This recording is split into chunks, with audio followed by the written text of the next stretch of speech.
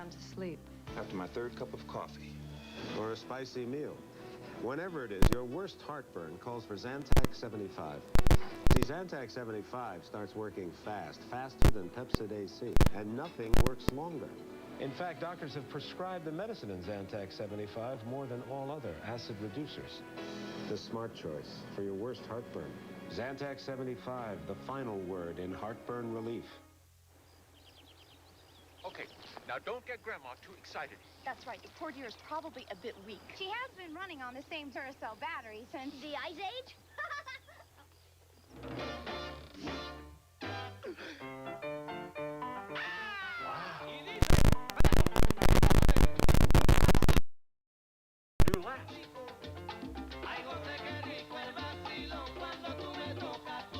The Copper Top. No battery is stronger, longer. It's all you can eat, just $4.99. Red Lobster presents the Unlimited Lunch. All the shrimp top salad, all the hearty clam chowder, and all the fresh baked cheddar biscuits you can eat. Just $4.99 at Red Lobster now. It's unlimited. Easy Spirit's latest walking shoes distribute better than before. So now you can outwalk the dog. Easy Spirit, inside's advanced walking technology, outside's the whole world.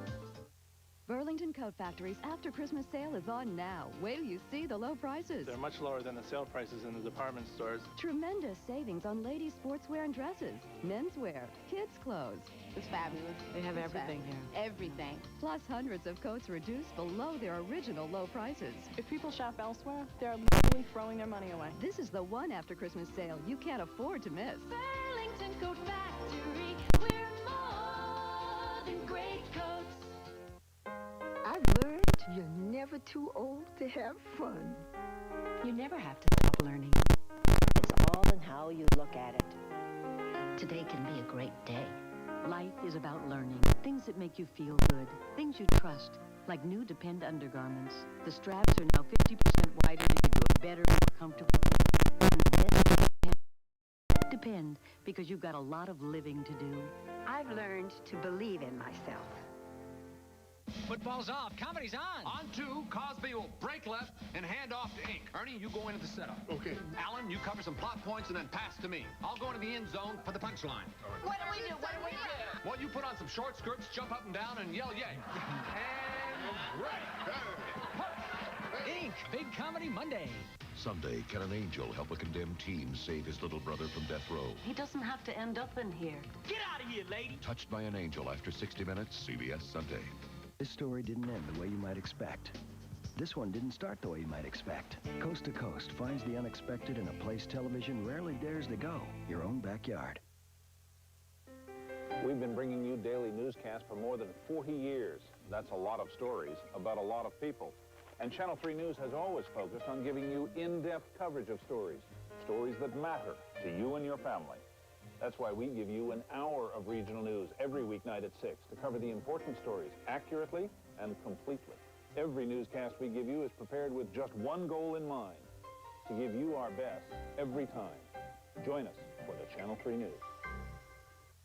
The first night stars are back. 244 performances, over 500 artists. New Year's Eve, downtown Burlington. Music, dancing, comedy, magic, theater on 32 different stages. Don't miss the midnight fireworks. Buy admission buttons at Key Bank of Vermont, the Merchants Bank, the Howard Bank, Burlington Square Mall, Price Chopper, Grand Union, and Hannaford's Food and Drug. Over 83 retail locations. MasterCard, Visa, and information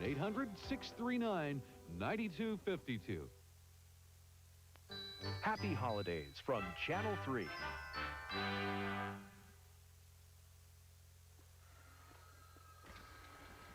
Yes, that would be on the third floor. Absolutely.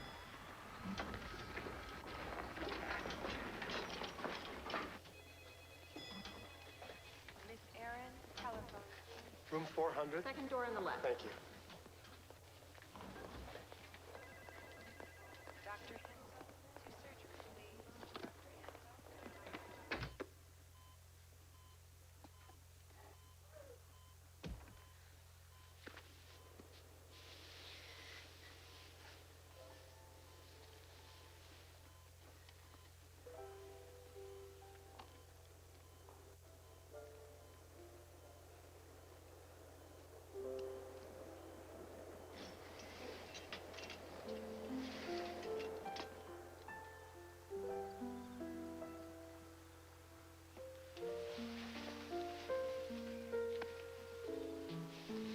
Why couldn't I stay at the hospital with Mom? Because it's time for you to come home.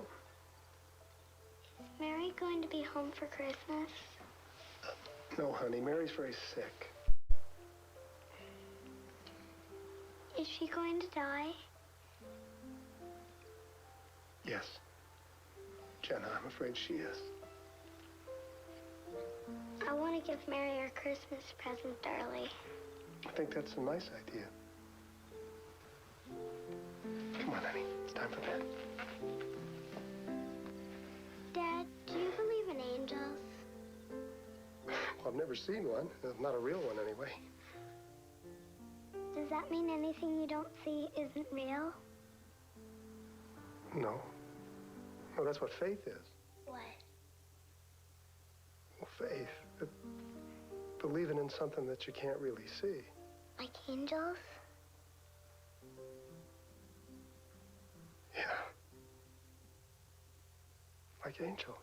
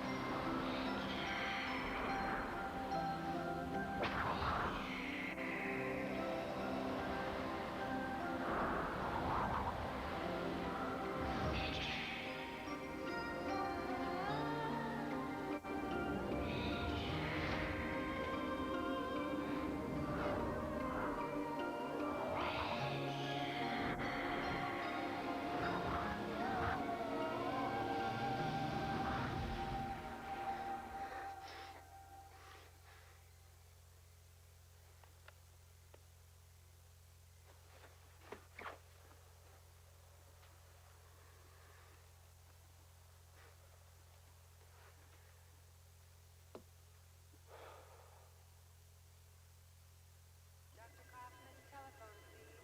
Dr. Kaufman.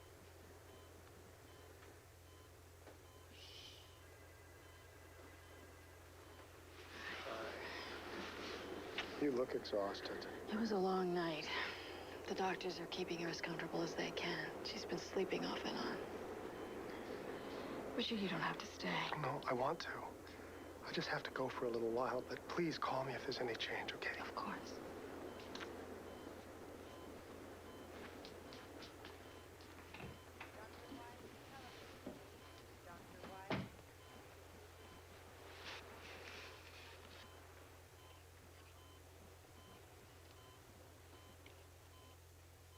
I brought you something, Mary. It's your Christmas present.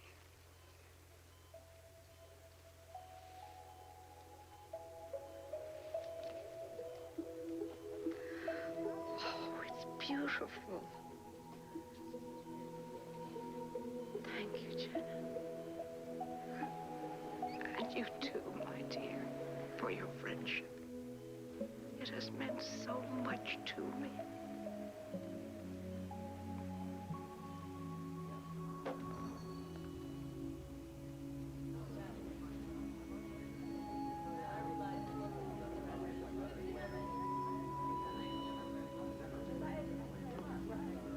Hey, pal! I know you don't feel like celebrating, but why don't you close it down, come out, say hello to some of the people? I gotta go back to the hospital after I finish here. George? Yeah? Let me ask you a question. Do you remember the last time we went skiing? Skiing? Yeah, skiing. You know, that thing that we used to love to do a long time ago? We just haven't had the time, that's all. Strange, isn't it? I mean, here we are surrounded by ski equipment.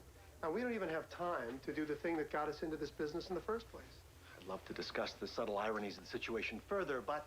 Do you remember we decided that once this store turned the corner, we were going to hire an assistant manager? You know, kick back, spend a little more time with the family? Whatever happened to that idea? The idea's still there. It just got postponed, that's all. Yeah, well, I don't want to postpone it. What do you mean?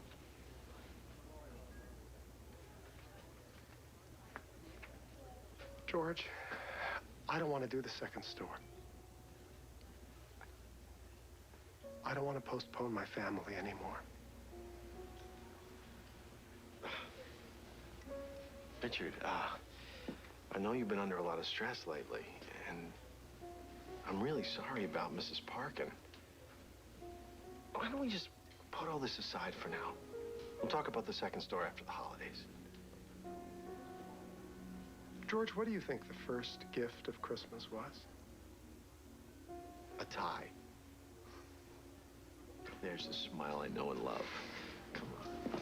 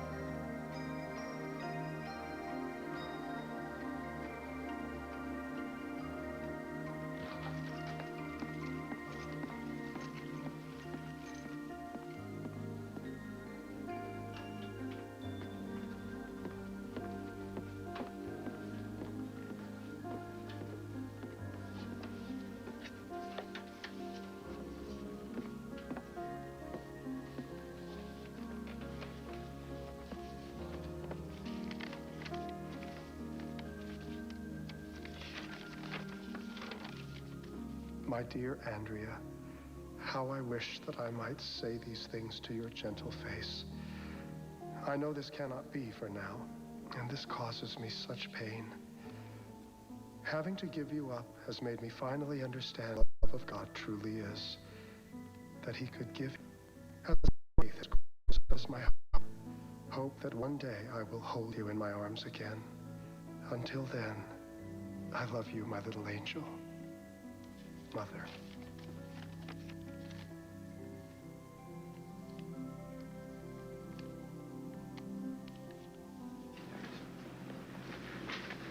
Mr. Hoover. Carrie. Mrs. Parkin had a daughter, Andrea. She was only 5 years old when she died, the same age as Jenna. She wrote the letters to Andrea. She's been living with this grief for all these years. Honey, the doctor said she doesn't have much longer.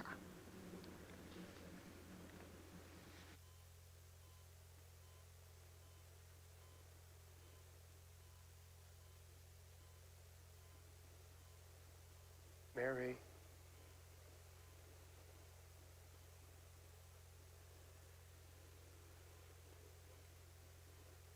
Mary.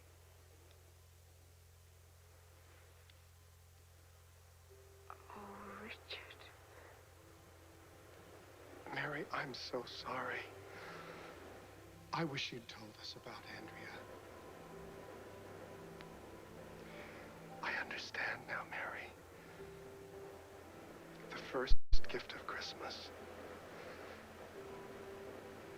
It was a child. For God so loved the world that he gave his only begotten Son. Take good care of your family, Richard.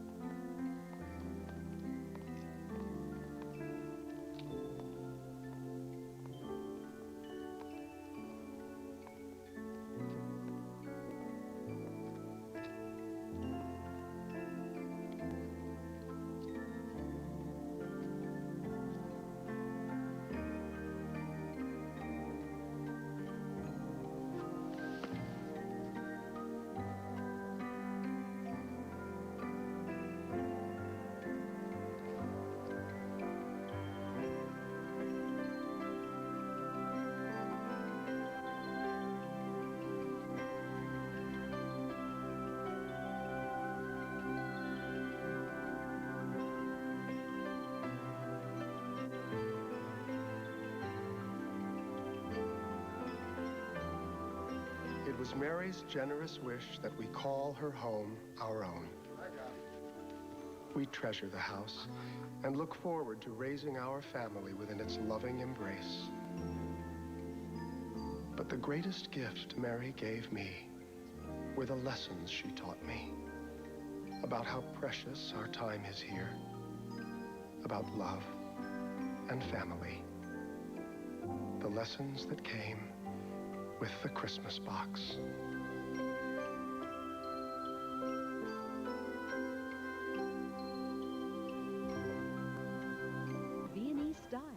I'm Walter Cronkite, here to welcome you to the New Year's Day celebration by the Vienna Philharmonic.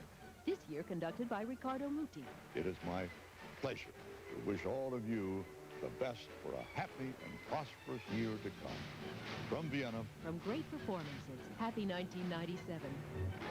A New Year's celebration, New Year's Day at 8 p.m. on Vermonti TV.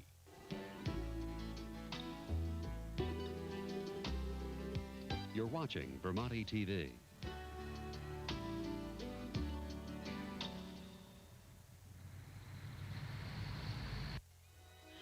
Broadcast of Front Row Features Monday through Friday evenings on Vermonti TV is funded in part by Waitsfield Cable, providing quality television to the Mad River Valley, and by Phoenix International Life Sciences Incorporated, headquartered in Montreal, a multi-service contract research organization serving the pharmaceutical industry. Front Row Features is also made possible by members like you.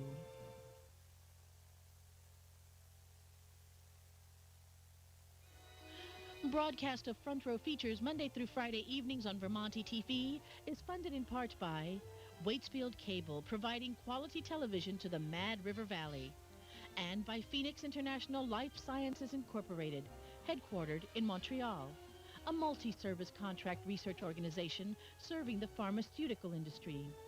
Front Row Features is also made possible by members like you. You're watching Vermonti TV. It's a new season on PBS. And we'll take you anywhere you want to go. To the ends of the earth or beyond. To another place, another time, where one person can make a difference. Wherever you want to go, the journey begins with us. And if PBS doesn't do it, who will?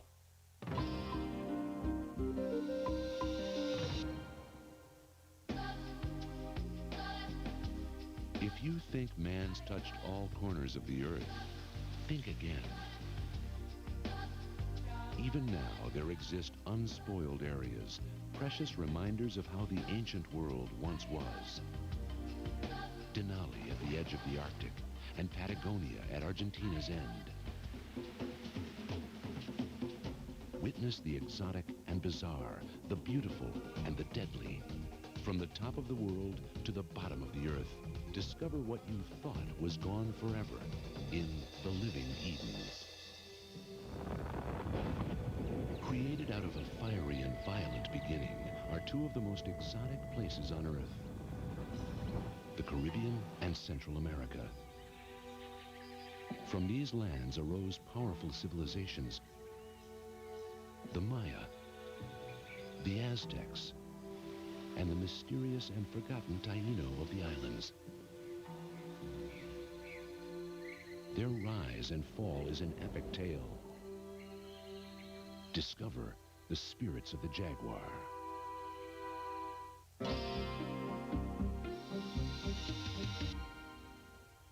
We hold these truths to be self-evident, that all men are created equal. Some of the most powerful words in history were penned by one man. Jefferson was, I think, the man of this millennium. From director Ken Burns comes a riveting portrait of one of the greatest Americans of all time. Farmer, writer, surveyor, president. Thomas Jefferson embodied a spirit of optimism and a belief in the promise of America's future. But despite his words of equality, he owned more than 200 human beings and never chose to free them. The legacy of Thomas Jefferson is both a gift and a curse. Ken Burns presents Thomas Jefferson. To millions, he embodied the American dream. But to many, Andrew Carnegie was a ruthless tyrant who would do anything to get ahead. Periodically, workers tried to reorganize. Carnegie was able to foil their efforts, largely because he had an elaborate system of corporate spying. Born of poverty, he seized every opportunity to succeed. He had it all. Then he gave it all away. maybe with the giving away of his money, he would justify what he had done to get that money. Meet the man whose driving ambition and personal charm made him the richest man in the world, Andrew Carnegie, on The American Experience. In Jerusalem, the trial of Adolf Eichmann begins, reviving memories of the Nazi horrors of the Second World War. Entering the bulletproof prisoner's box is the man charged with the annihilation of millions of Jews in Nazi death camps. Adolf Eichmann, on trial for crimes against the Jewish people. His defense? He was just following orders. Relive this emotional courtroom drama, the first televised trial in history, the trial of Adolf Eichmann.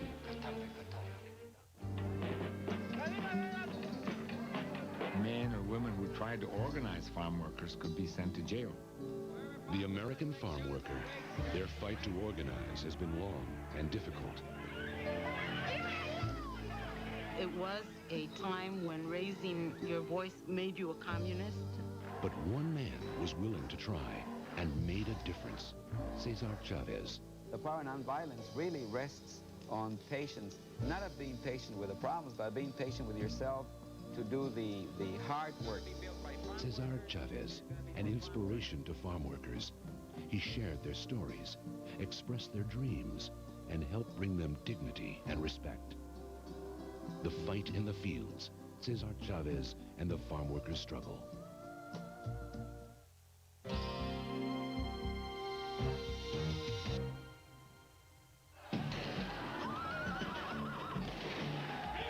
On the edge of revolution, the fate of a country and the lives of two men collide. One driven by greed. I will go to any lengths to succeed in this country. The other by loyalty. They need me. They depend on me. If it's difficult or impossible, send for Nostromo.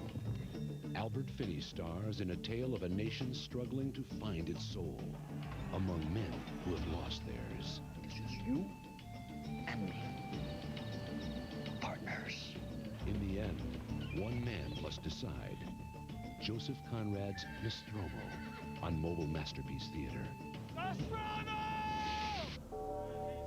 Sometimes temptation can be too much, even for a brother of the cloth. Hold me close, for warmth. We must huddle together or perish. But when the worst of crimes is committed... He spoke of lips, brother, of kisses, of holding a woman in his arms. Oh, God, Father, forgive me. I meant no evil. No one is above the law. Where was God when she was violated and murdered? He was taking note of all. Go with God, monk. Derek Jacobi returns as Cadfael on Mystery. What does this say about America? Or this? Art critic Robert Hughes turns his focus on Americans and their art and unveils the true American spirit. When we look at them through the lens of their art, what do we see? Listen as the story of our nation is told through our arts, our dreams, hopes, and fears. I want to show something of what we can tell about Americans from the things that they've made. In paintings and sculptures, bridges and skyscrapers, you'll discover American visions.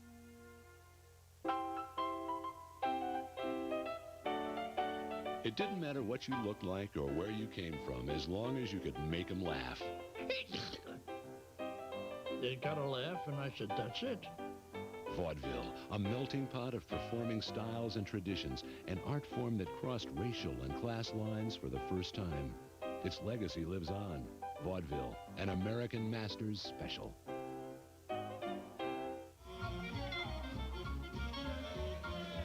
Director Robert Altman captured the spirit and sound of jazz in his film Kansas City.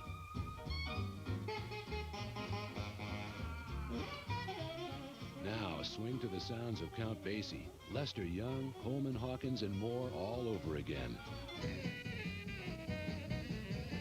Journey back to the 1930s and the birth of Kansas City Swing. Robert Altman's Jazz 34 on Great Performances.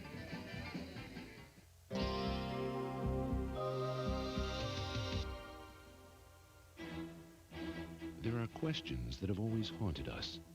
How big is the universe? Is there an end of time? Are we alone? Life could well be just a byproduct of solar system evolution. Advances in science have opened stunning new windows onto the universe. Supernova should be coming up right about now. There it is. Ah, it is. It's a supernova. Look at all the undulations. Yeah. We got another one. The truth is out there, and maybe closer than we think. Life could have originated on Mars because we had all the basic ingredients: liquid water, all the organic chemicals, and enough time. Reach for the stars and unlock mysteries of deep space. What happens when modern-day engineers try to recreate some of the world's ancient masterpieces? This is it, the moment of truth. I think I'm gonna be sick. I just got blasted. I mean, this is ridiculous. Nova invites a team of experts to unravel architectural mysteries of the past. If I was an engineer 2,000 years ago, I think I'd be in trouble at this moment. Their solutions may surprise you. Watch my finger, I've only got 10. Discover secrets of lost empires.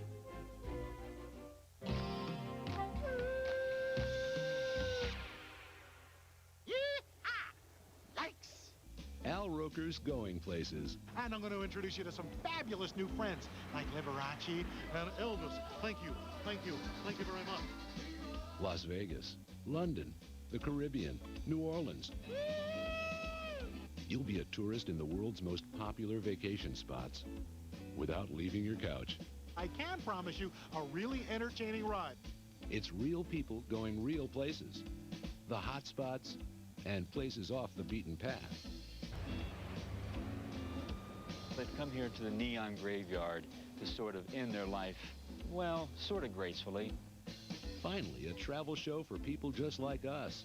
Hit the road with Al Roker. There's a theme here. He's going places. Don't get left behind. Well, it's a sword that I found. Have an old quilt in the...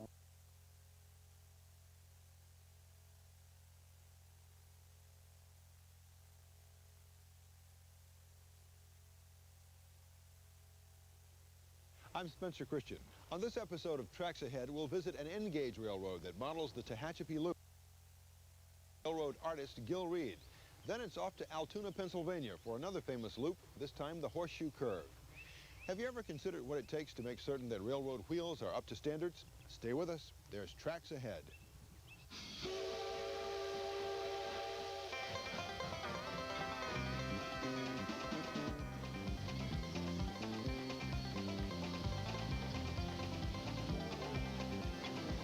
Funding for Tracks Ahead is provided in part by a grant from Kalmbach Publishing Company, publishers of Model Railroader and other hobby magazines and books.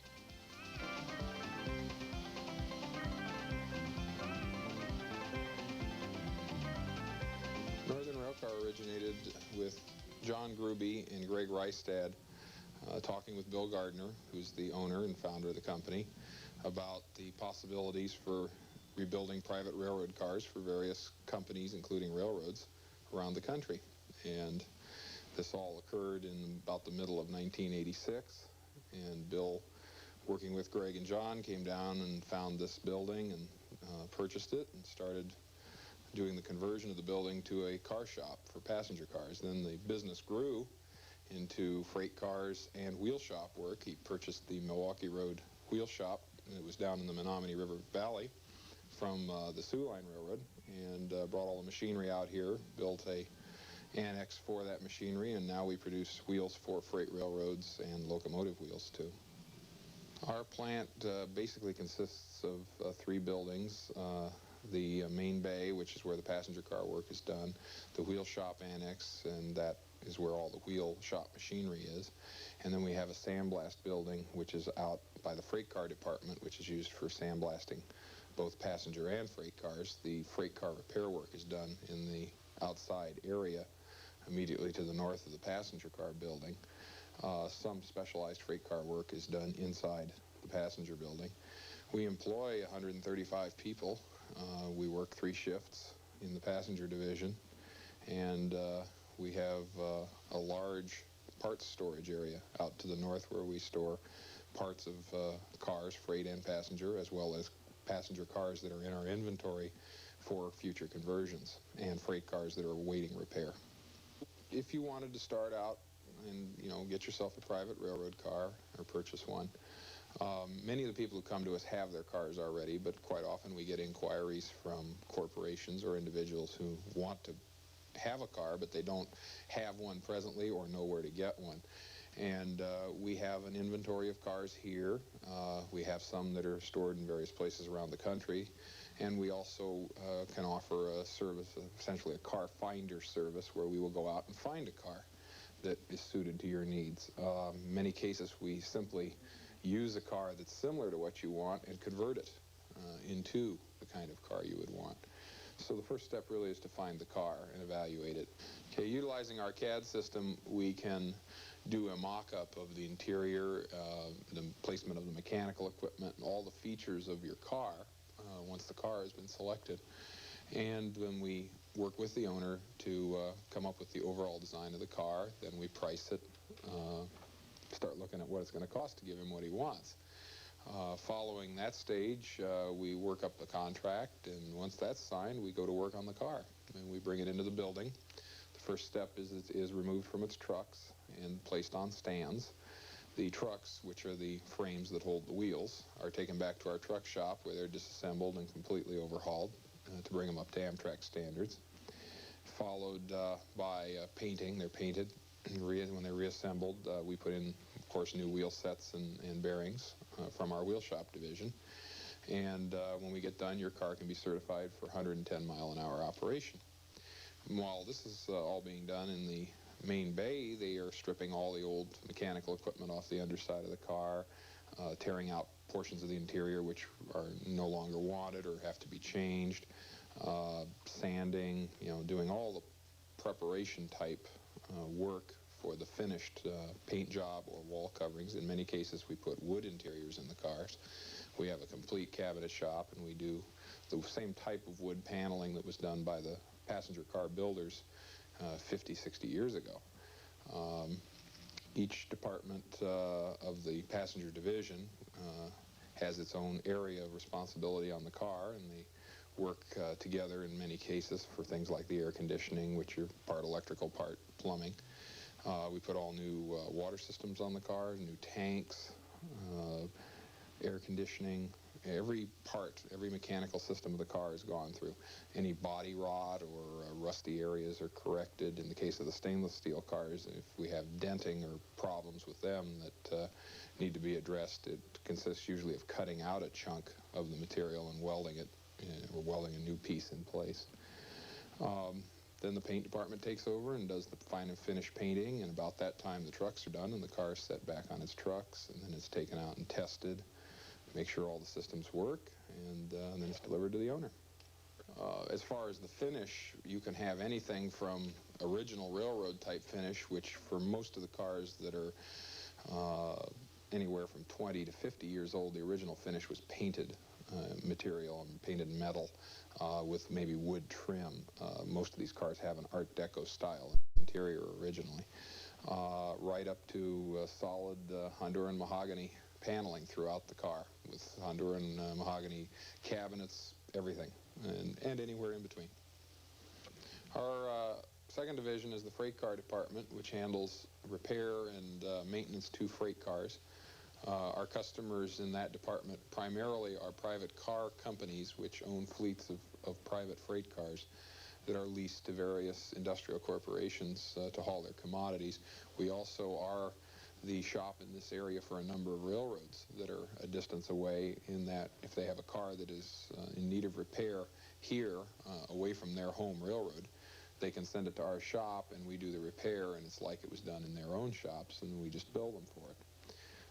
We do any kind of repair from wreck damage right down to just minor running repair. We do special modifications. In the case of companies like Michael's Pipeline, we've done cable burial cars for them. They're for burying fiber optic cables, and they are a hydraulic boom and plow arrangement that extends from the side of the car, and as it's hauled along the right-of-way by a locomotive, it plows this cable into the ground. We have a third division, which is our wheel shop division, and it's one of our more important ones since it makes wheels for the other two. And Ed Warner can tell you how the division works and the products that they make. The function of Northern Railcar's wheel shop is to provide usable wheel sets to the railroad industry. When a wheel set comes into our shop, it is inspected to determine the scope of work that needs to be performed. One of two things will happen to that wheel set. It may only need to have a machining operation done to the circumference of the wheel. We will do that and put it back out to be used underneath a freight car. Or it may need to have the wheels demounted from the axle and go through a complete reclamation process. When a wheel surface needs to be recontoured, we load it into a special lathe set up for that purpose, and we machine the outside of the wheel circumference to make it round again, and we restore the flange area of the wheel to a full flange contour, which is the same contour that a new wheel would have. After we do the turning on the wheel, we have to make sure that the circumference of both wheels is the same, that the flange contour is proper. After a few more checks, we put roller bearings on the end of it, and the wheel set is ready to go back into service.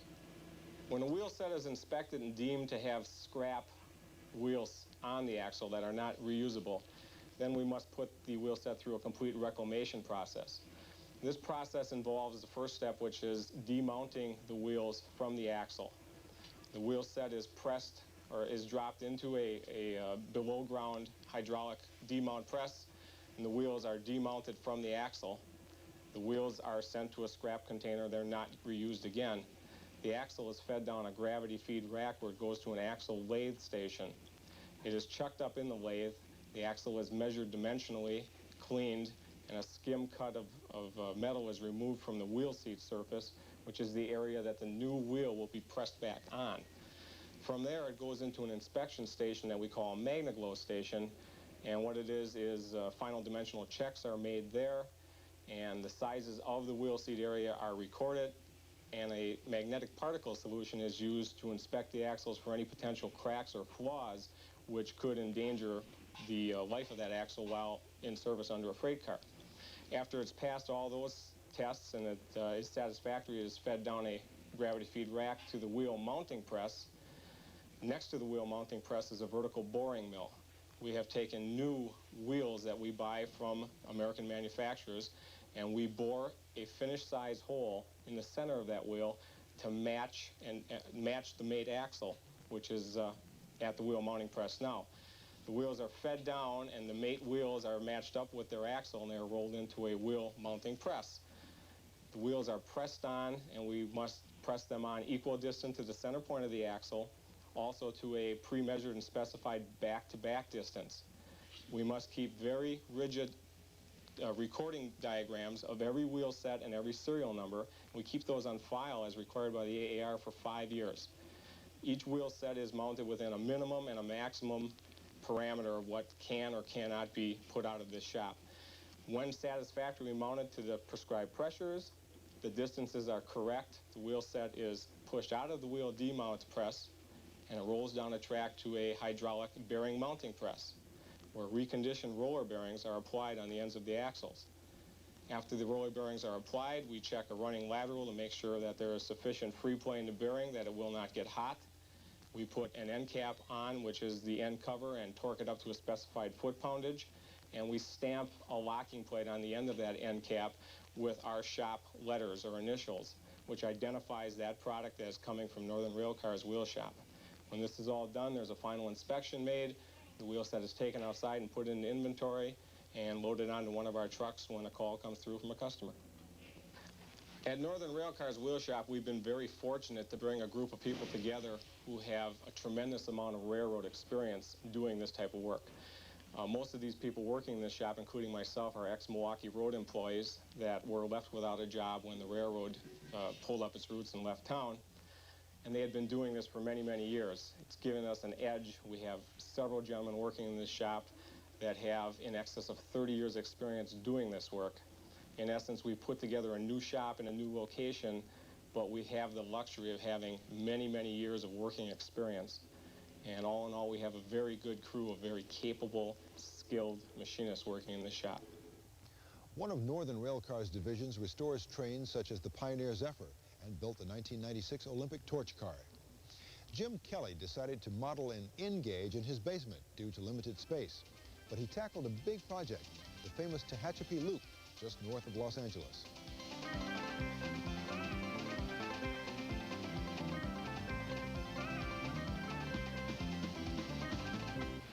I decided on this particular layout because back in 1979, I was between layouts. I'd finished a 3x8 layout, and I wanted to start on something new, something more ambitious. I took a business trip out to California, and while I was there, my good friend out there, Jim Fitzgerald, took me over one day to visit the Tehachapi Loop, which is a famous rail fan location in Southern California. And that day, I just fell in love with the loop, and I decided that that was it for me, that when I got back to Wisconsin, the first thing I was going to do was start planning a model railroad featuring the Tehachapi Loop and the Southern Pacific's Mojave subdivision. When it came time to plan this layout, the most important consideration was the loop itself. That was to be the star feature, and all the other elements were to be subordinate to it. So I wanted to have the loop sort of out in the middle of the room so that a person could walk around most of it and see it from all angles. Other elements were included, like the famous horseshoe curve at Caliente, but a good many other elements were left out for the sake of emphasizing the things I wanted to emphasize. So it was a matter of picking things that I wanted to include and emphasizing those and leaving other things out. The construction techniques here are pretty standard. The benchwork is the L-girder type of benchwork that Lynn Westcott pioneered many years ago. The scenery, for the most part, is cardboard strips that are stapled to the benchwork and then covered with paper towels that are dipped in plaster. The rocks, for the most part, are plaster castings made in rubber molds. I use a product called Sculptor Mold as the final covering on the ground. The grass and weeds and such are ground foam. The trees are Woodland Scenics kits. So there's nothing here that is unusual as far as technique goes. This is a double-deck layout. At least half the layout is double-decked because this is a mountain division. We start at the bottom and we go to the top. So one way to accomplish that is to have the two ends of the layout end up over the top of each other. And by double-decking, I was able to do that. The operation of the prototype railroad was a very important consideration when I was planning it. I wanted to reproduce as best I could in a scale model railroad the same thing that the Southern Pacific does day after day. This is a mountain division. The whole idea is to get the trains up and over the mountain and on their way. Generally, they have a lot of locomotives on the front, five or six more locomotives in the middle, and another one or two pushing. So if you'd like to see a show that features a lot of locomotives and power, then the Tehachapi Loop's the place to go. It's also one of the few major stretches of railroad in the country that's used by two very important railroads, the Southern Pacific and the Santa Fe. The Southern Pacific built the railroad back in the 1870s, but since 1899, the Santa Fe has also had running rights on it. So to me, it's very interesting to have two very colorful, very important railroads running together on the same layout. For me, modeling a particular prototype is rewarding because I'm able to do a better job.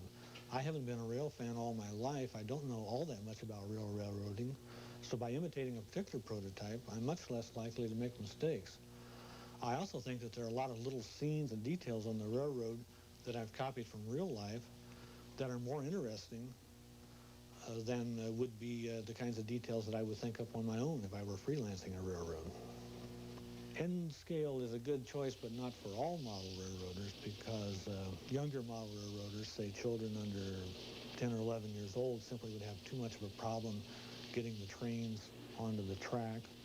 Also, relative to, say, HO scale, the equipment is more expensive item per item, and so for people on a small budget, it can be a problem. Older railroaders, and I'm getting to be one of them, have difficulty seeing this smaller scale, and maybe the hands start to get a little shaky.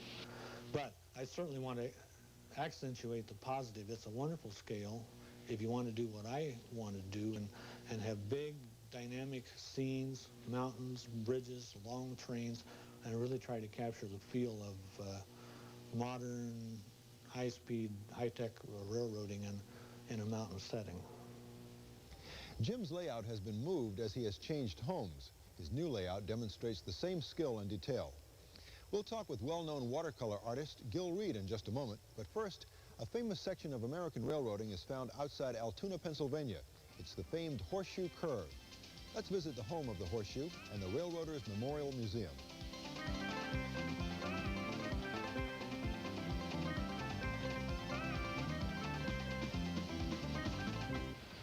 The Railroaders Memorial Museum in Altoona actually had started many years ago. Altoona was America's largest and most important railroad shop complex for over 100 years. In the 1960s, the idea germinated locally that a museum of some type should be established to tell that story.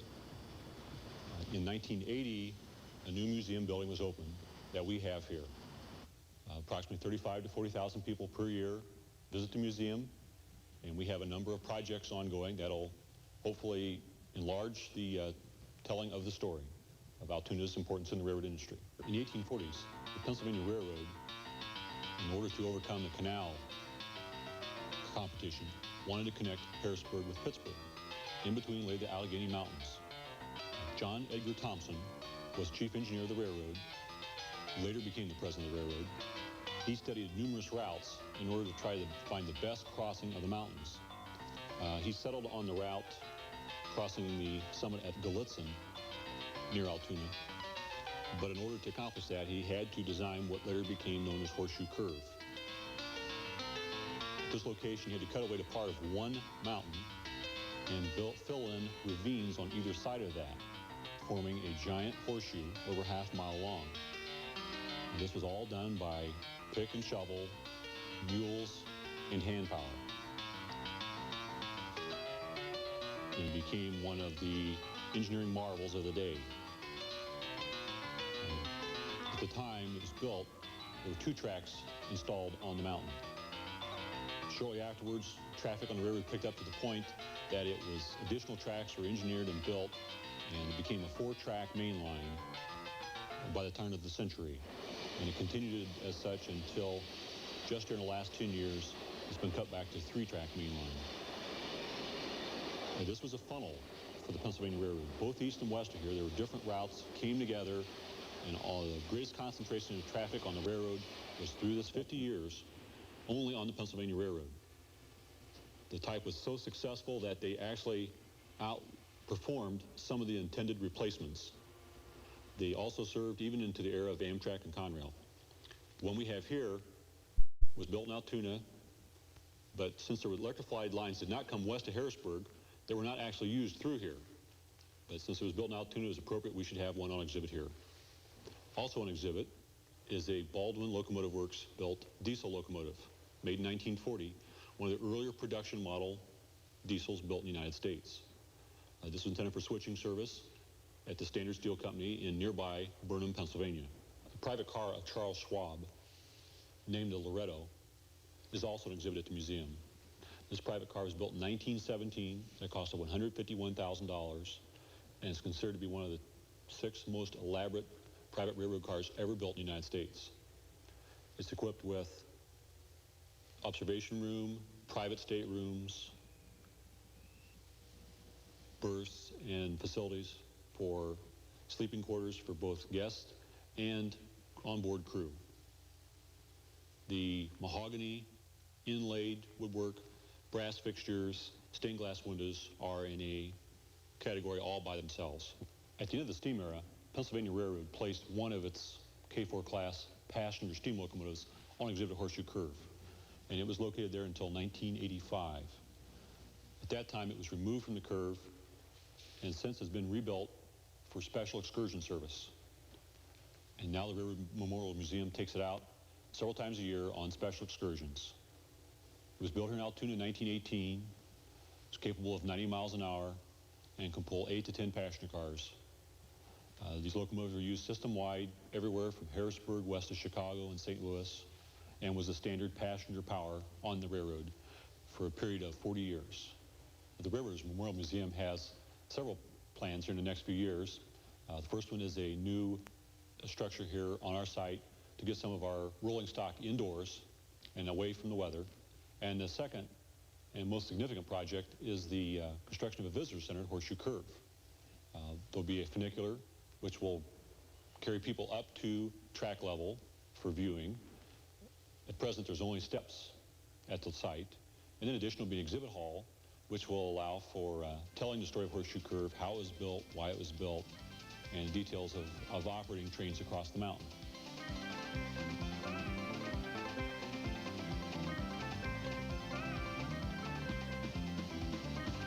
I'm working on a watercolor of a Pennsylvania Railroad K2 type locomotive, which means not very much to anybody unless they're interested in railroads. So what I try to do when I do a watercolor is to put some human interest into the picture. And this particular scene shows a locomotive fireman waving at a crossing watchman as he leaves Richmond, Indiana. Now, Richmond, Indiana was the town that I grew up in high school when I was a kid. So as a result, I would go down to the station as many times as possible and take pictures of trains and try to get a ride on the switch engine. Now, this is a watercolor, and what I'm doing is a hit-or-miss system of watercoloring by blocking out areas so that if I happen to spill or smudge anything, why, it isn't going to hurt the picture itself. And here, of course, the fireman has not really begun to work yet, simply because he already built up the fire. But what I'm doing, as you can see, I've got a light coating of blue here on his shirt. I worked some green around the windows. Now I'm going to come up and work on his hat, a little more blue. Most railroaders had Oshkosh Bagosh type of overhauls on. Well, we're going to try to finish up around the fireman's shoulder here, darken the area so that there'll be a contrast from the inside of the cab to this fireman in his cap. He's actually leaning out the window, and the sun is coming over from the right. So what I'm doing right now is just more or less blocking him out. We'll even use this dark color to set up his hat. Putting in his goggles. Usually they were rather cumbersome, but they did the job, keeping the cinders out of the eyes. Now, in order to get this thing to a point where you might see how it will look, I'm going to take the masking off. And as they say in France, viola. Gil, your formal education, Miami University of Ohio, the prestigious Chicago Academy of Fine Arts. Well, that's right. But I didn't completely finish in the Chicago Academy of Fine Arts because the Call the Iron Horse was after me, so I went to work in the Cicero, Illinois, the Glen Yard Roundhouse of the Chicago and Alton Railroad. That didn't last very long because they put me on the extra board, so I never knew when I was going to work and when I wasn't going to work, and I began to see it's more fun to paint pictures of trains than to really do the work. You know, something that comes to mind, you've done 17 calendars for Amtrak. You must have a few favorites. I do. Probably, they may not be agreeable with everyone else, but they're all my favorites, you know, because I've always wanted to paint railroad calendars like Griff Teller, the famous Pennsylvania Railroad artist. So my choice is the 1975 calendar called Amtrak on the Move. And it's a night scene, shows the 4-track corridor of the old Pennsylvania Railroad between New York City and Washington, D.C., showing 4 trains filling every track and busily moving along with the locomotive in there had never even been finished yet. I had to figure out how to make it look. And, another one was 1979, the Amtrak's National Limited going around Horseshoe Curve. Horseshoe Curve, again, the Pennsylvania Railroad springs to my mind. A 4-track main line that's going up and down these terrific mountains. And there it is, on a slab of concrete, one of the forerunners of the diesel trains, a Pennsylvania Railroad K4 locomotive. I love that picture. Then, in 1983, I did Hellgate Bridge, which is outside of New York City. The background, I moved about 9 miles so we could get the Chrysler Building in the picture. But in that picture, too, along with the brand new AEM 7 electric locomotive, was this GG1, the Pennsylvania electric engine, the 5-striper. Amtrak started out with those engines, but they had to get rid of them because they had PCB count in there, and you know what that does. I've had a lot of fun doing this. The one thing that I feel is that steam is gone, but the diesel power is here, and the tradition goes on. The railroads are great. They move on time. Sometimes they're a little bit late, but that's the way it goes. And if I can just get people to see the thrill of railroading, I've all done my part. Thank you for joining us on Tracks Ahead. When we meet again, we'll check out Amtrak's Midwestern Repair Facility, look in on a beautiful American flyer layout, meet a man who has combined his passions for filmmaking and railroading, and take a trip back in time to see the old circus trains. I'm Spencer Christian. See you for the next Tracks Ahead. Tracks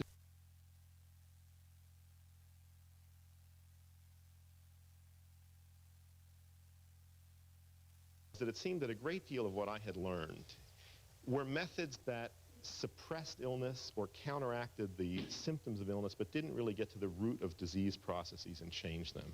And also, I had learned nothing about prevention. It's always seemed to me that the main business of doctors should be to teach people how not to get sick in the first place, and that treatment should be secondary. I hadn't learned anything about that. I could spend the whole time talking to you about what I see as the suppressive counteractive nature of medicine, but I'll just quickly give you an idea of how you can find this out for yourself. If you open the Physician's Desk reference, this huge publication of the pharmaceutical industry that doctors consult when they want to know how to prescribe drugs, there's a section in blue at the beginning in which drugs are listed by category. It's very interesting to run your finger down the names of categories of drugs that we use in medicine today and see how many of them begin with the prefix anti. We use anti-anxiety drugs, antispasmodics, antihistamines. I mean, this is the nature of our medicine. It's anti-medicine, and there are two problems with this. First of all, let me say that as a short-term strategy, if you're dealing with life-threatening symptoms, of course you want to counteract them. So these methods are appropriate for the management of crises and emergencies. But if you rely on them as long-term strategies for dealing with illness, you run into two kinds of problems. The first is direct toxicity, because these treatments by nature are strong and they're productive of harm. And this to me is the great black mark against standard medicine today, the unacceptable amount of toxicity that it creates by its reliance, almost exclusive reliance for treatments on these very strong pharmaceutical agents. And this is such a common problem that I would say to you that any dedicated patient sooner or later is going to have an adverse drug reaction, and that can be as minor as hives and as major as death and permanent disability, and this happens every day in every medical setting in the world. But there's another problem with this kind of suppressive treatment that's more subtle and less obvious, and that is if your main method of trying to deal with illness is to counteract it, you may unwittingly strengthen the disease process. And the reason for this is that there is a physiological principle very well known since at least the 1920s or 30s called homeostasis. This word comes from Greek roots that means the same place. The body seeks the same place. I mean, this is again like the spinning gyroscope. If you push against the body with an outside force, it's going to push back against it in an effort to reach equilibrium. So if you remove the outside force, it's going to overshoot in that direction. And all of you have experienced this. Anyone who has ever used a nose spray to open a clogged nose has seen this principle at work. Your nose is stuffed up, you can't breathe, you spray a chemical into it, and magically you can breathe. But 4 hours or 8 hours later, depending on which chemical you've used, the drug wears off and your nose is clogged worse than it was before. And if you take another dose of the drug at that point, it's very easy to get into a dependent cycle in which you can't breathe without the drug. This is the same problem that develops when we treat anxiety with Valium, when we treat ulcers and stomach problems with using acid suppressive drugs, with using drugs that lower blood pressure. These are all counteractive, and this is the bulk of our medicine today. So I was quite sure when I finished my training that I didn't want to do this, but I didn't know what to do in its place. So for 11 years, I didn't practice medicine, and I traveled around the world looking at healing practices in other cultures. And in this time, I visited naturopaths, shamans, faith healers, herbalists, chiropractors, osteopaths, a whole range of practitioners. And just to summarize what I saw, I found that all of these methods worked some of the time. You know, even methods that seemed to me to be based on ideas that were not scientific or that seemed to me weak sometimes produced real cures in individual cases, and that seemed very interesting to me. And also, I noticed that every system of medicine fails to work some of the time, even when it seems as if it's an impeccable system intellectually and it's perfectly matched to a particular problem. This made me think that there's more to treatment than meets the eye, and in particular, that belief in treatment is a crucial factor in determining whether it works or not. And I'm not talking here just about beliefs of patients, but especially beliefs of practitioners, because I think the beliefs of patients tend to follow beliefs of practitioners. And this is a whole dimension about which I'd learned nothing in medical school, since our conventional system of medicine virtually ignores the whole aspect of the mind and the impact of the mind on the body and on the healing system. I'm quite convinced that the mind is one of the great influences on the body's healing system. Let me just tell you about one practitioner I worked with during this period who became a teacher of mine. This was ironic because after chasing around to lots of exotic locations in the Amazon and Africa, the best teacher that I found turned out to be in my backyard in Tucson, and he'd been there all along and I didn't know about him. He was an old osteopath in his 70s at the time that I met him, named Robert Fulford, who used pure manipulation as a way of dealing with illness. And he was a healer in the guise of an osteopathic physician. He taught me, among other things, about the tremendous importance of breath. He felt that breath was a master key to good health. He himself, by the way, was spectacularly healthy, I should say. He's now in his early 90s and is still actively teaching, and a wonderful example of health. And once I asked him, Dr. Fulford, what's your own secret of good health? And he said, I'll show you. And he went, and I've never seen anyone's chest expand so large and for so long. And that was his answer to my question. He had, for example, remarkable success with curing recurrent ear infections in kids. And his method was to do manipulation, mostly on the tailbone, on the sacrum, to free up restricted breathing. And he said that the root cause of ear infections was that kids didn't breathe fully, and that breathing was the mechanical force that pumps the lymphatic circulation. And if that's not working right, there is poor fluid drainage from the head and neck. And in these stagnant fluid conditions that build up, including in the middle ear, bacteria breed. And he said you can wipe out the bacteria all you want with antibiotics, but unless you change that underlying situation, they're going to come back, which is certainly our experience.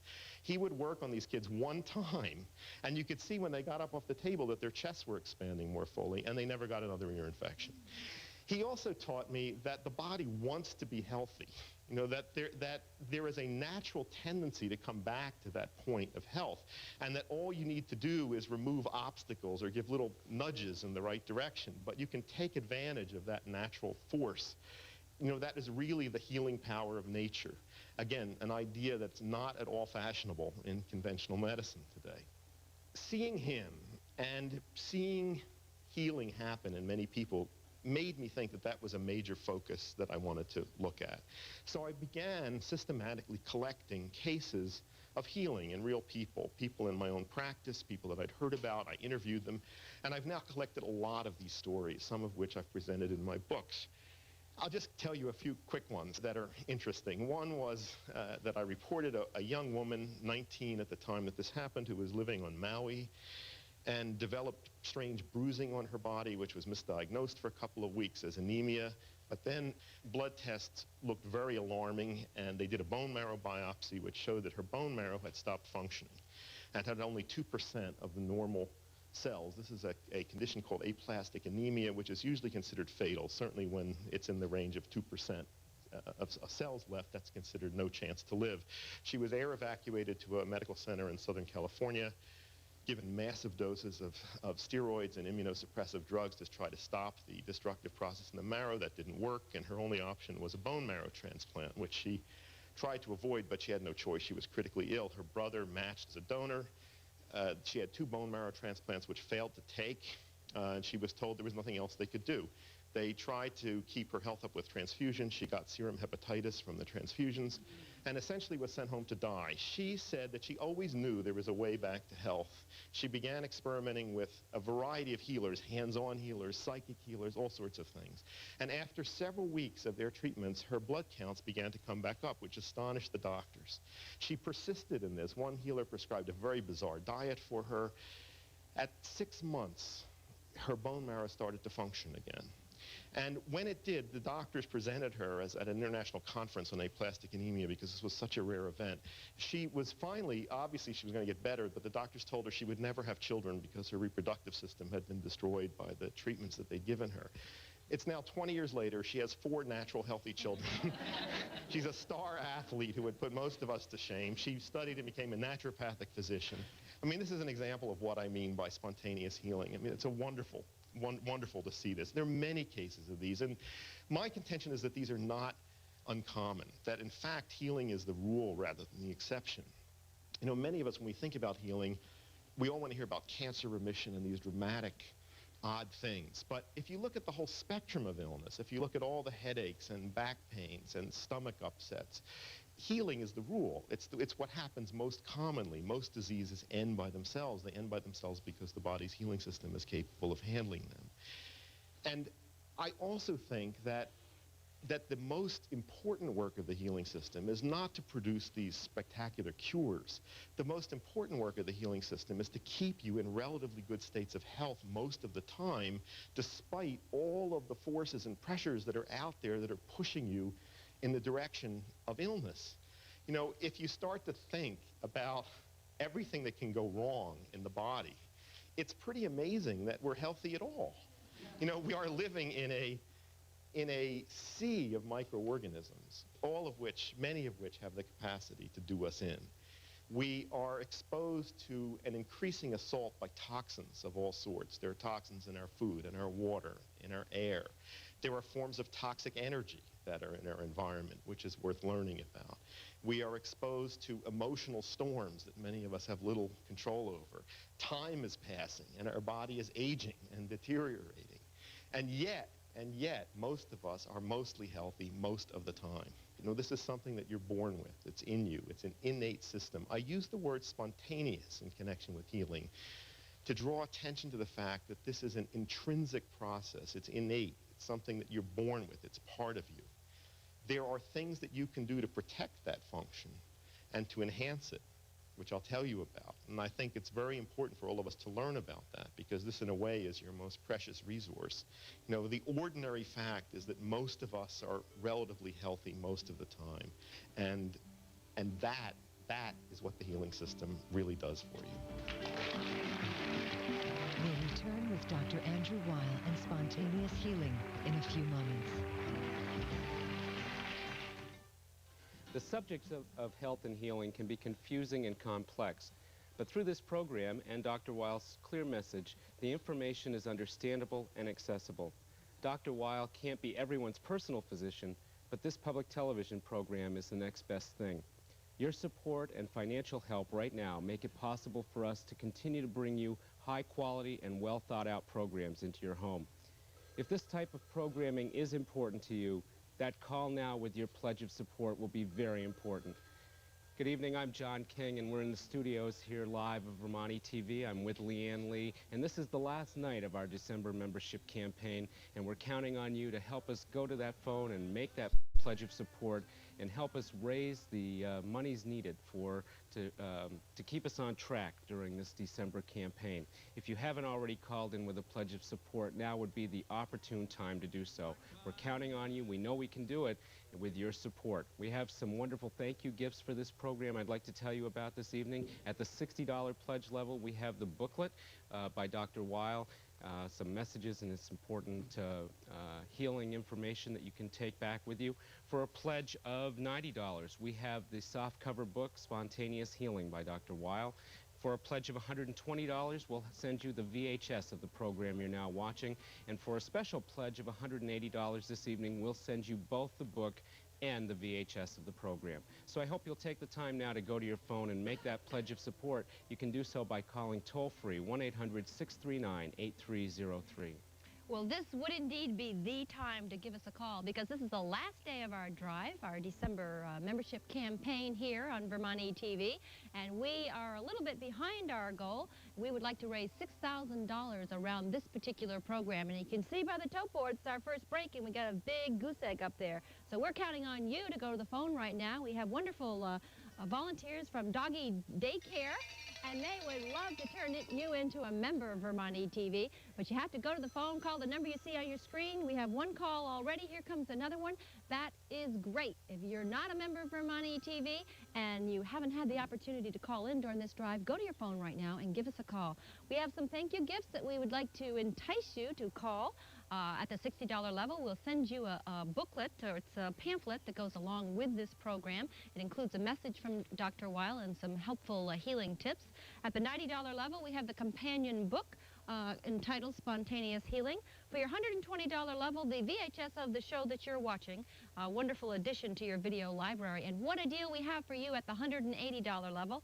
We'll send you the VHS and the companion book. But help us get to that $6,000 goal for this program. It's up to you. 1-800-639-8303. As I mentioned, this is the final night of our December membership campaign, and throughout the month of December, to keep us on track for our fiscal year, we need to raise $467,000 here at Vermont ETV. Well, during this campaign, as well as some of our other fundraising efforts, we are currently at about $316,000, and that's terrific, but we still have some work to do. And you can help us out this evening by going to your phone and making that pledge of support. Help us raise those numbers and raise the tote board, and help us reach the overall December membership and other fundraising goal that we have for the month of December. And when you do go to the phone, I encourage you to use your MasterCard, Visa, or Discover and American Express and put it on plastic, and that way you'll become an immediate member. For a pledge of $60, we'll send you this companion pamphlet of tonight's program. It's a introduction to Dr. Weil's healing efforts and some of his ideas on spontaneous healing. And for a pledge of $90, we'll send you the softcover book, Spontaneous Healing by Dr. Andrew Weil. So go to your phone now. You can call toll-free from anywhere, 1-800-639-8303. Stacy is talking to a viewer that we have converted to a member right now, taking a $60 pledge. That's absolutely marvelous. So we've got $60 up there. Toby is waiting to talk to you. If you call right now, Toby will take your name, the amount of your pledge, and turn you into a member here at Vermont ETV. We'd like to be at the $6,000 mark by the end of this show. That isn't an ambitious goal, but we're a bit behind our goal for this drive. There goes Toby's phone. Wonderful. Now you'll talk to Sarah if you call. It's important that we turn as many viewers into members as we possibly can. It's important that we get that tote board to the $6,000 mark. We'd like to get to the $6,000 mark and go beyond, because we have a little catching up to do. Won't you call right now and be a member of Vermont ETV? If you have learned one little bit from Dr. Weil that's going to change your life, help your life, why not call us and say thank you? The number is on your screen. It's toll-free. We encourage you to call right now. Sarah is taking a pledge. Let's see. Toby is trying to decide what level, I guess. Well, maybe I should go through the thank you gifts, and so you'll have an easier idea of what the thank you gifts are and the level that you're comfortable with. $60, we'll send you the pamphlet. $90, we'll send you the companion book that goes along with the program. For your $120 pledge, we'll send you the VHS of the show. And what a deal we have for you at the $180 level, the video and the book. Call right now. Become a member of Vermont ETV. The folks from Doggy Daycare are anxious to talk to you. 1-800-639-8303.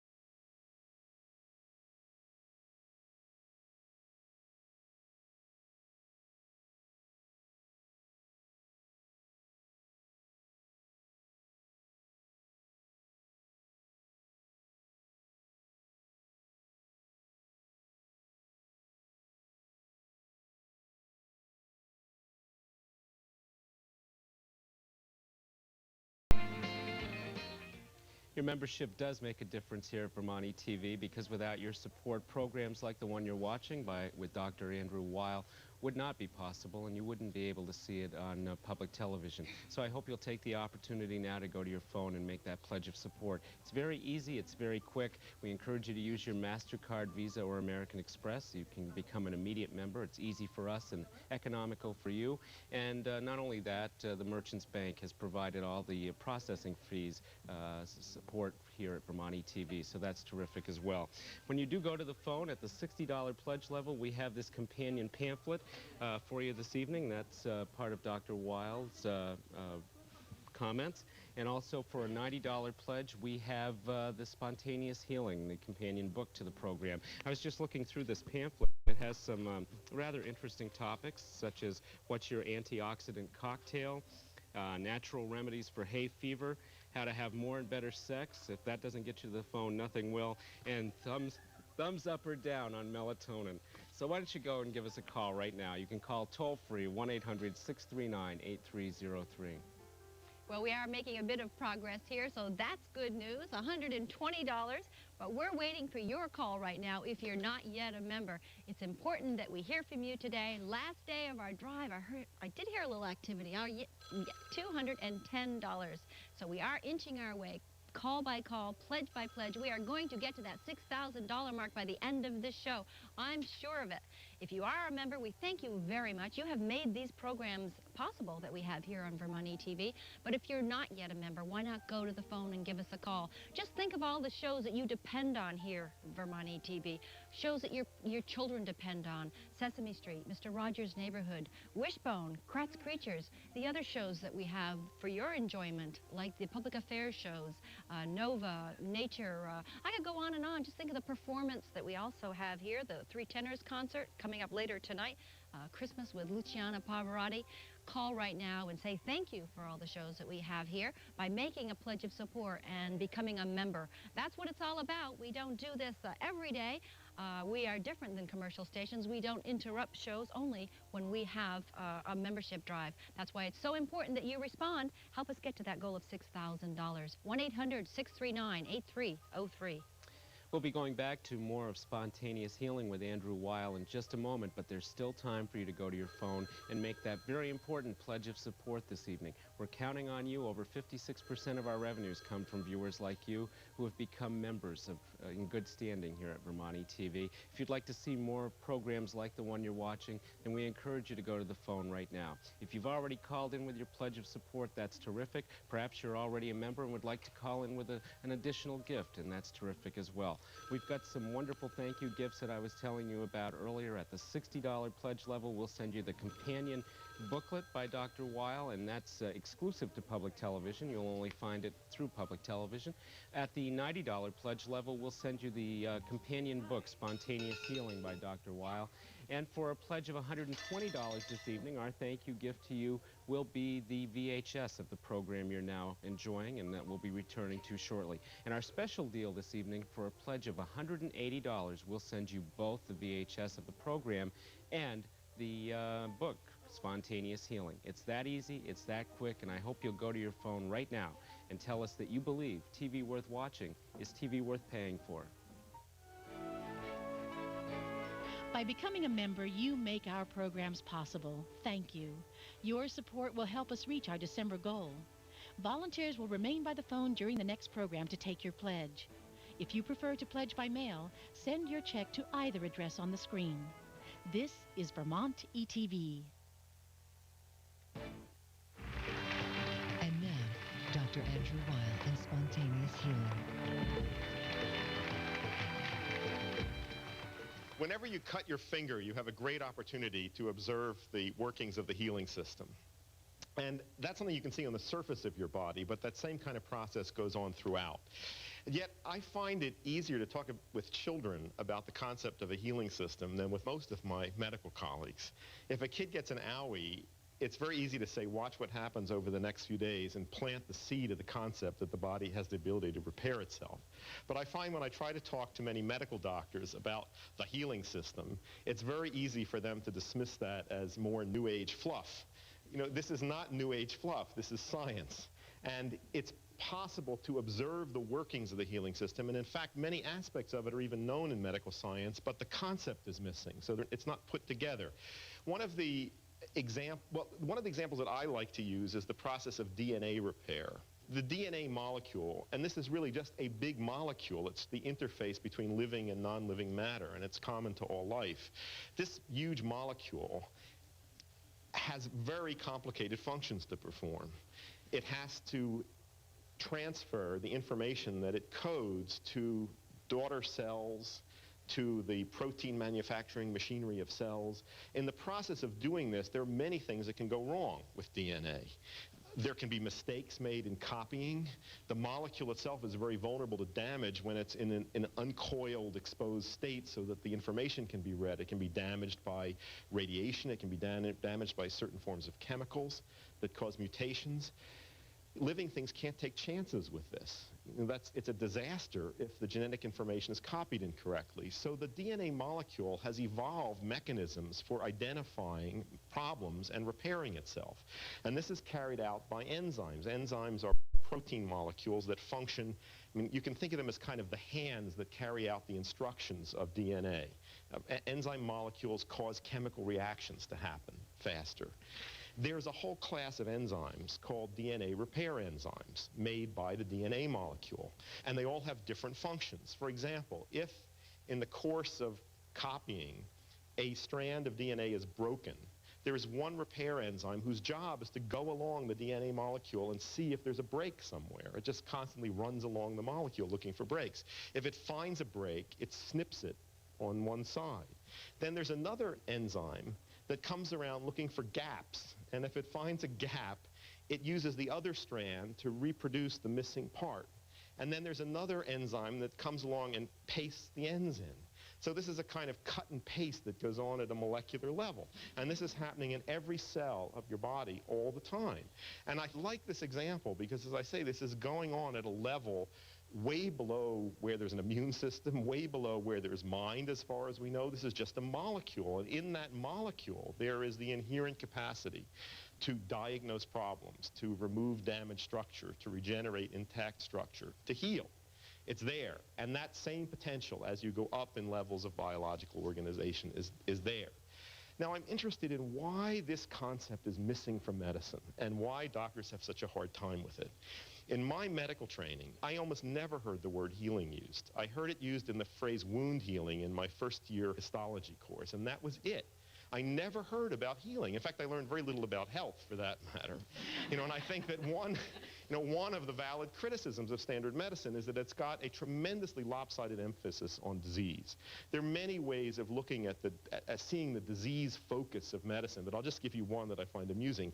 If you look at our so-called National Institutes of Health, and look at the names of the individual institutes that make up this vast complex in Washington, these don't look to me like institutes of health. These are National Institutes of Diseases and Body Parts. There's the National Cancer Institute, the National Heart Institute. Where is the National Institute of Health and Healing? That should be the centerpiece of the whole show. What could be more important to study than how the body heals itself? I mean, that should be what medicine works with. That's the heart of it. And as I say, this concept is missing. There's I think, another reason why medical doctors have problems here. The healing system is a functional system of the body. It's not a structural system. And in Western science, we are very focused on material structure. We don't think functionally. I can't stand up here and show you a chart of the healing system in the way that I can show you a chart of the circulatory system or the digestive system. It's not a set of associated structures. It's a function that's distributed throughout the body and makes use of all of the structural systems. It makes use of the immune system and the circulatory system and the nervous system, but it's none of those. It's possible to think of the body differently, and one way you can see that is looking at traditional Chinese medicine, which evolved along functional lines, probably for historical and cultural reasons. One reason is that in traditional Chinese culture, it was unthinkable to cut open a dead human body, so autopsies were not performed. So Chinese medical science, which I think is a true science, very different from Western science, but it's a science, evolved in the absence of detailed knowledge of the internal structure of the human body. And instead, Chinese thinkers developed a philosophy of functional relationships. They identified spheres of function in the human body and the ways that they related to each other. Now let me show you a very concrete example of how these different ways of thinking lead to very different ways of interacting with human beings. One of the functions that Chinese scientists identified long ago was defense. They observed that the body had a defensive sphere of function that was concerned with protecting itself. They didn't know anything about the immune system as we know it. They didn't know what tonsils did and adenoids did and the appendix did, but they knew that the body had a defensive sphere of function. In the West, until remarkably recently, we had no idea what those organs did. And in fact, when I was in medical school in the late 1960s, I was still taught that the tonsils and adenoids were functionless organs. And when I was a kid growing up in Philadelphia in the late 40s, early 50s, it was impossible to make it to adolescence with your tonsils and adenoids, because these were thought of as useless structures, and that gave surgeons license to take them out at the drop of a hat. Right through probably as late as the 1970s, maybe into the 1980s, it was not uncommon for patients going into hospitals for abdominal surgery, for hysterectomies or gallbladder removals, to have their appendixes taken out without their knowledge and not find it out until they got the hospital bill and saw that an appendectomy had been done. And this was done as a preventive measure because this was another useless structure, a vestigial structure. We did the same thing to the thymus gland behind the breastbone, which we now know is the master gland of the immune system. This was considered useless, and there was an amazing episode in American medical history when doctors invented a disease that every child had called thymic hypertrophy, meaning the thymus is too large, which was treatable by shooting x-rays at it to cause it to shrink. And lots of parents, educated people, were persuaded to bring their children in for courses of x-ray therapy to shrink the thymus. One of the things that this did was cause an enormously increased risk of thyroid cancer when these kids got into their 30s. At any rate, I think this is a very interesting thing to look at. I mean, while in the West, we were systematically destroying these organs because we had no idea of their function. And what a leap to say that because you don't understand the function of something, therefore it's useless, so let's take it out. Now, at the same time that this was going on in our lifetimes, in the East, there had been this clear concept in place of a defensive sphere of function. And Chinese medical scientists systematically explored the natural world to find substances that enhanced and protected that sphere of function. They identified, for example, a number of mushrooms, some that grow on trees, that they saw as having that property. And when we test these by modern methods of testing in the West, we find that they actually enhance immune function. They increase numbers and activity of immune cells. That, to me, is a striking example of the practical differences that come from thinking functionally versus being locked into structural thinking. And I think that's a major reason for the blind spot that's out there about healing. You know, why our medical thinkers have such difficulty with that concept. Now, I also told you that I thought that healing was really the rule rather than the exception. I want you to remember that most diseases are self-limited. And by the way, that vastly complicates interpretation of treatment. Because if most diseases end by themselves, then a great many practitioners may be taking credit for their methods when their methods have nothing to do with the outcome. And that applies both to conventional practitioners and to alternative practitioners. I've always been fascinated about how what we see or don't see is really a product of the concepts that we carry in our head. And I can't resist here telling you a little story. Years ago, I met a woman whose thing was finding four-leaf clovers. She would, if you put her in a lawn, she would make a bet with anyone that within a minute of saying go, she would find a four-leaf clover, and she always won. And to me, this looked, I mean, totally mysterious. I could never find four-leaf clovers. But I remember always thinking, here was this woman who did this. How did she do it? So it seemed to me that, first of all, she operated on the assumption that there were four-leaf clovers there. And if you don't operate from that assumption, you're not going to find them. So operating on that assumption, I began to get pretty good at finding four-leaf clovers. And I can't always do it, but I know when I can do it. And I've written about this, and I've talked about this. And I talked about it at a workshop that I was giving a couple of years ago in Montana at a nice place called the Feathered Pipe Ranch that has a great lawn with lots of clover. And then I wrote about this in the book Spontaneous Healing. The next year I taught this seminar again, and a lot of people came specifically to find four-leaf clovers. People who had never found a four-leaf clover in their lives. So I said, look, here we have there's a real chance here. I want you to go out and do it. Well, it turned out that there were about 3 people in the group who really had it, and they were able to transfer that to other people. There was an orgy of four-leaf clover finding, and over the next 3 days on this one lawn, people found 250 four-leaf clovers. I mean, some people who'd never found a four-leaf clover, some found a dozen in an hour. People were finding 5- and 6-leaf clovers. I mean, and this is all because they had the belief, they had that concept in place. I think healing is something like a four-leaf clover. You know, for many of us, it seems like a rare event. It's something elusive that people don't believe in. The first step to discovering healing is to have that concept, to believe that it's possible. And one way to get that belief is to be in the presence of people who have experienced it. Often not medical doctors. In fact, the absence of teaching about healing in medicine, I think, breeds a tremendous pessimism about the body's capacity for healing, which doctors often convey, either wittingly or unwittingly, to patients. This is something that I call medical hexing. Now, I think many times doctors don't mean to do this consciously, but unconsciously, without thinking, in the way they use words, they tell people that they're not going to get better. I see this so often in my practice.